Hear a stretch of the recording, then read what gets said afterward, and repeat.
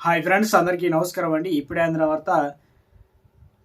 దేశవ్యాప్తంగా ముఖ్యంగా డిసెంబర్ 20 తారీఖు నుంచి వీటి ధరలు భారీగా పెంపు అంటూ లేటెస్ట్ అప్డేట్ అయితే రావడం జరిగిందండి. ఎందుకు పెరుగుతున్నాయి ఏంటి దీనికి సంబంధించిన నోటిఫికేషన్ వచ్చిందనమాట. అది చూసి క్లారిటీగా తెలుసుకుందాం.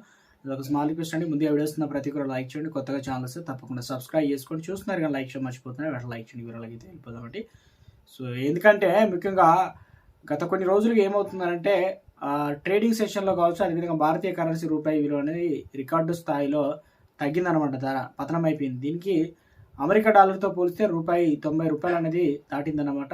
సో ఈ క్రమంలో ఈ రూపాయి విలువ అనేది ఇలా తగ్గడం వల్ల ఎదుర్కొనే ప్రభావాలు, దీనివల్ల కండిషన్లు ఏమవుతాయి, దీనివల్ల ఎలాంటి ప్రాబ్లమ్స్ వస్తాయి, అంటే ఎలాంటి ధరలు పెరుగుతున్నాయండి.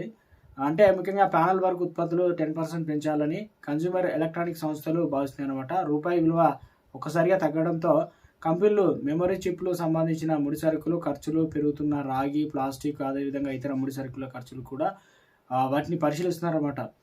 అయితే దీనివల్ల పూర్తిగా తయారీ ఖర్చులు ఎక్కువగా మారుతున్నాయి కాబట్టి కంపెనీ ఏదైతే ముఖ్యంగా అంటే దీనివల్ల ఏమవుతుందంటే అంటే ఫలితంగా స్మార్ట్ ఫోన్లు, ల్యాప్టాప్లు, టీవీలు, రిఫ్రిజిరేటర్లు, వాషింగ్ మిషన్లు, ఇవన్నీ కూడా ఎయిర్ కండిషన్లు, ఇవన్నీ కూడా పెద్ద పెద్ద గృహ ఉపకరణాలు ఏదైతే ఉన్నాయో వీటిపైన తీవ్రంగా దెబ్బపడే అవకాశాలు, అంటే వీటి రేట్లు పెరిగే అవకాశాలు ఉన్నట్లు తెలుస్తుంది అనమాట.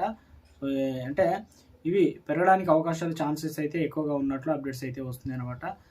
ఎందుకంటే ముఖ్యంగా అంటే వివిధ బ్రాండ్లు ఏదైతే ఉన్నాయో కింద టీవీలు సరఫరా చేసేటువంటి తయారీ కంపెనీలు 7-10% మేర ధరలు పెంచుతున్నట్లు ప్రకటించగా, ప్రముఖ గృహ ఉపయోగకరంగా సంబంధించిన తయారీ కంపెనీలు తన రిఫ్రిజిరేటర్లు, ఏసీల ధరలు కూడా 5-7% పెంచాలని చూస్తుంది. ఈ విధంగా ఈ పెంపు ప్రభావం ప్రజల్లో రాబోయే రోజుల్లో మరి 2020 ప్రారంభంలో చూడవచ్చు అని చెప్పేసి నిపుణులు అయితే చెబుతున్నారు. మొత్తం మీద ఇలా కనిష్ట అంటే రూపాయి పతనం కావడానికి కూడా చైనా డంపింగ్ ఏదైతే ఉన్నాయో ఎక్కువగా సరుకులు అనేది దాని ప్లేస్లో మనకి రావడానికి అవకాశాలు అయితే ఉంది, తక్కువ ధరకు అనే విధంగా చెప్తున్నారు అనమాట ఆర్థిక నిపుణులు.